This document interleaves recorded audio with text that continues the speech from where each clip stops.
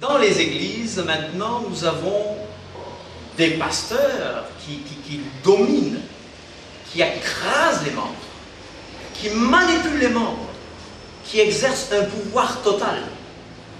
Mais quand je lis la parole de Dieu, je vois que ceci est une contradiction. Ceci entre en contradiction contre la parole de Dieu. Voilà ce que Jésus me dit, par exemple, dans Matthieu 20, verset 25. Jésus les appela, et vous connaissez l'histoire. C'est la demande des fils de Zébédée, qui voulaient avoir une très bonne place avec Jésus dans le royaume. Mais Jésus dit, vous savez que les chefs des nations les tyrannisent, vous voyez, les chefs des nations les tyrannisent, et que les grands les asservissent. Qu'est-ce que Jésus est en train de faire? Il condamne l'oppression des nations païennes. Il condamne la tyrannie des nations païennes. Souvenez-vous aussi que Jésus a condamné la hiérarchie juive. Dans Matthieu 23, il a dit, vous êtes tous frères. La hiérarchie est pyramidale. Le seul chef, le seul maître, c'est Jésus. Et souvenez-vous que Jésus est doux et humble de cœur. Jésus a toujours agi avec une grande douceur. Jésus a toujours agi avec une très grande douceur. C'est pour ça qu'il est dit, il n'en sera pas de même au milieu de vous, mais quiconque va être grand parmi vous, qu'il soit votre serviteur. Et quiconque va être le premier parmi vous, qu'il soit votre esclave.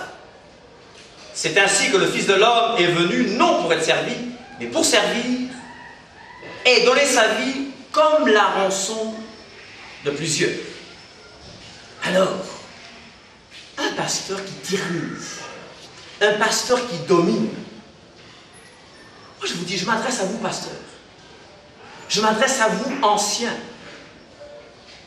Paul nous donne une recommandation, bien sûr. Il s'adressait aux anciens d'Éphèse. Mais dans Actes 20, à partir du verset 27, il dit aux anciens d'Éphèse, car je vous ai annoncé tout le conseil de Dieu sans en rien cacher. Prenez donc garde, vous anciens, vous évêques, prenez donc garde à vous-même et à tout le troupeau sur lequel le Saint-Esprit vous a établi évêque. Pourquoi faire? Pour paître l'Église du Seigneur qu'il s'est acquise par son propre sang.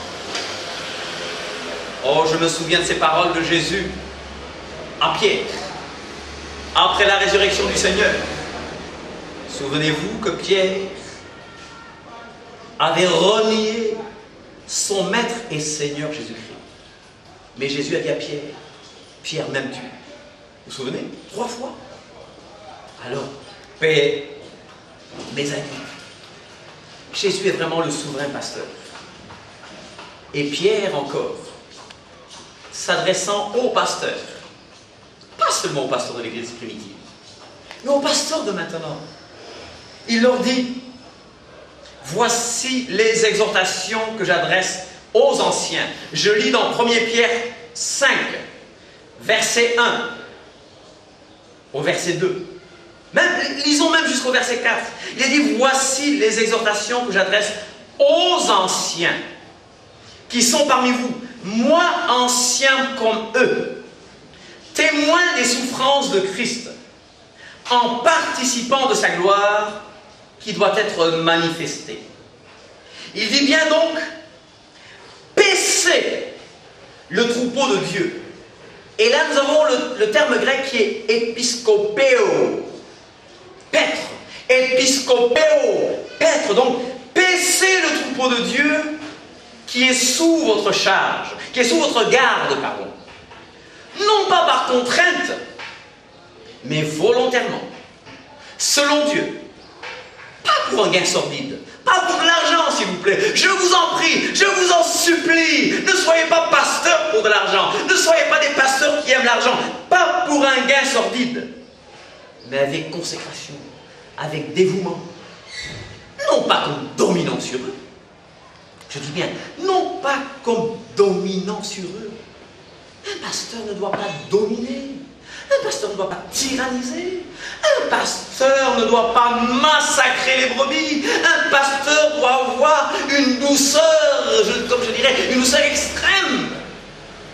Un pasteur prend soin des brebis. Un pasteur pense les brebis. Un pasteur protège les brebis. Un pasteur ne domine pas les brebis. Un pasteur ne massacre pas les brebis. Un pasteur aime ses brebis, je le répète. Non comme dominant sur eux.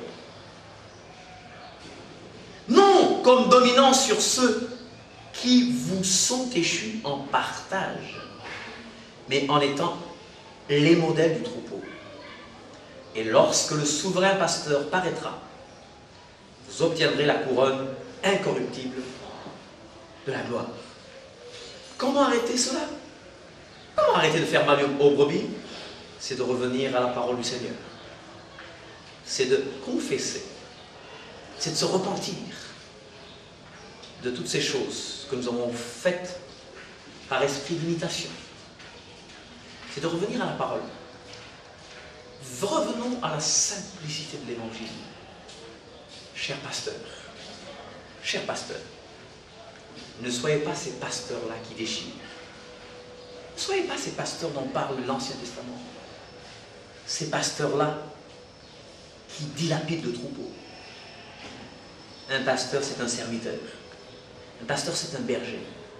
Un pasteur, c'est celui qui conduit le peuple. Oh, chers amis, oh, chers pasteurs, je vous en supplie, revenons à la parole de Dieu. Revenons à la Bible. Revenons à ce que Dieu nous enseigne. Oh, nous nous sommes tellement éloignés de cette parole. Nous sommes tellement éloignés. Et je vous dis, moi, quand je la lis, je dis, mais moi, je vois des choses ici, mais qui n'ont rien à voir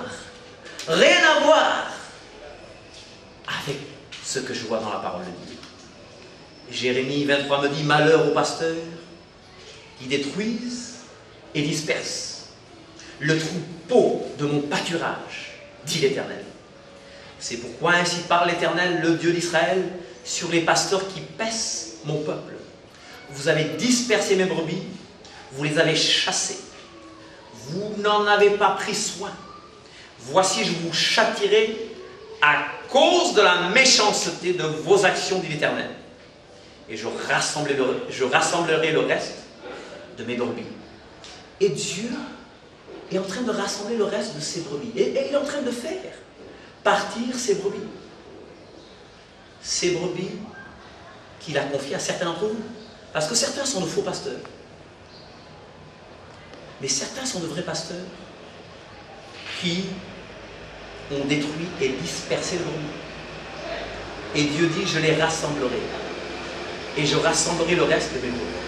Voilà pourquoi certains sont en train de partir et se joignent à cette église organique où ils peuvent exercer leurs dons spirituels sans être détruits, sans être frustrés. Ils veulent aller là où il y a l'Esprit du Seigneur. Parce que là où il y a l'Esprit du Seigneur, il y a la liberté. Bien sûr, nous ne parlons pas de désordre. Parce que tout doit se faire avec bienséance et avec ordre. Jérémie 23,4, j'établirai sur elles des pasteurs qui les paîtront. Alléluia. Elles n'auront plus de crainte, plus de terreur, et il n'en manquera aucune, dit l'Éternel. Alléluia. Bien sûr, je pense au souverain pasteur